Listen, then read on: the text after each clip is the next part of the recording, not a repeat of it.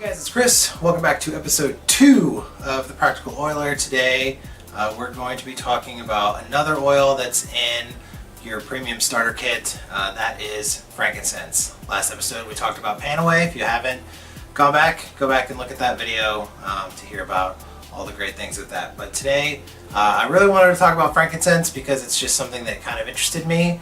When I saw it in there, it's, there's obviously a lot of history behind what frankincense is, where it came from, and I wanted to figure out what the practical uses of it were. If you look on the website, it says something about inviting enhanced spiritual something mumbo jumbo, but I wanted to talk about what the real kind of uses of it for, what it's historically been used for, where it came from, what it is. So frankincense is a tree sap.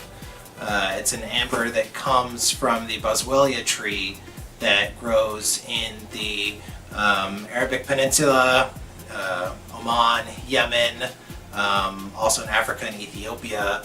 So they have these trees, these boswellia trees. They tap them, the sap comes out, they let it dry, and then they chip it up and it becomes incense, and they typically burn it, which is what you typically would see frankincense for, but we then distill it into an oil, and that's what we have here today. So historically, in Oman, they've been harvesting frankincense for about 5,000 years. They've used it there. In Egypt, a lot of the pharaoh's wives and nobles would actually take charred frankincense and break it down into a powder, and that's what they would actually use as eyeshadow. So that was one use back then. Obviously there are a lot of religious kind of undertones to frankincense. In the book of Matthew we learn that the Magi, the 3 wise men, one of the things they brought to Jesus was frankincense. That was kind of because it was a nobleman's herb back then, so it was just a very valuable resource. So that is one of the reasons why they had it. So what are the practical uses for frankincense? One of the things it's used for, it helps with cell regeneration. So you can put it in a face cream. It helps with dry skin. You can put it in your lotions. It has a really kind of sweet, lemony, woodsy, musky smell to it. It smells great. Historically, it's been used in perfumes and things like that.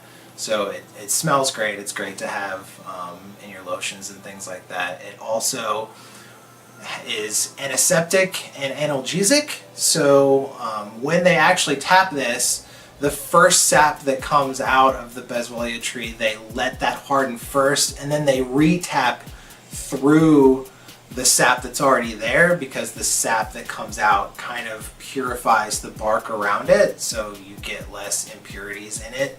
So because of that, because of the antiseptic, the analgesic, you can use it in salves for to help wounds stop bleeding, to help wounds heal faster. You can use it on scars, to kind of get scars to go away. You can use it on acne.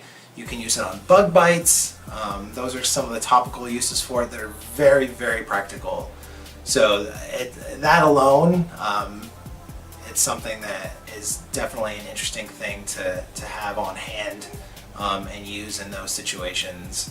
It also has a natural pain reliever in it. There's been a lot of studies. I think a 2009 college study looked into using it on arthritis, and the pain and anti-inflammatory properties that this has will help with arthritis. It's something that you can probably use, again, another thing for muscle pains and inflammation. If you have something swollen, this can help with that as well. So those are just kind of some easy practical uses. If you want to diffuse it, I know that there's a lot of people that say in your yoga studio during your prayer time, diffuse it, have it in the air.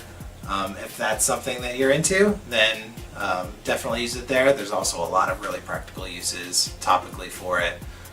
There's also studies that show that it helps with colic, as well as breaking up phlegm. It has kind of an expectorant quality to it, so that's another kind of oral use for it.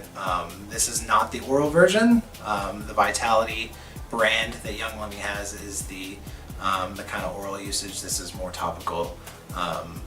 But those are things that frankincense in general has a practical use for. So that's frankincense, kind of in a nutshell. Thanks for watching. Let me know down below if there's an oil or a blend or something that you want me to look up and research and talk about practically, and I will do that. So let me know if you use frankincense. Let me know if you have your starter kit. Let me know if you're interested in a starter kit down below, or what you want me to review next. So thanks. I am the Practical Oiler, and this has been episode